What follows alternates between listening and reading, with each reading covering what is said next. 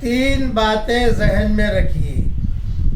Number 1، کبھی آپ کو بیزارگی محسوس ہو، کچھ کام کرنے میں جی نہیں لگتا، مزہ نہیں آتا، نہ کھانے میں مزہ آتا ہے، نہ گھومنے میں مزہ آتا ہے، نہ ملنے میں مزہ آتا ہے، کچھ کام کرنے میں مزہ نہیں آتا ہے۔ نمبر 2، عبادت کرنے میں بھی مزہ نہیں آتا، عبادت کرنے کا شوق بھی نہیں ہوتا، مسجد میں جانے کا بھی شوق نہیں ہوتا، قرآن پڑھنے کا بھی کوئی جی نہیں لگتا۔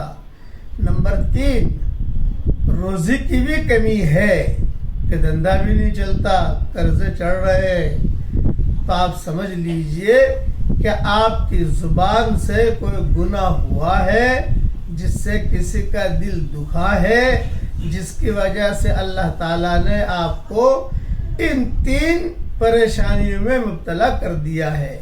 اس لیے بہت استغفار کیجئے اور اپنی زبان کی حفاظت کیجئے۔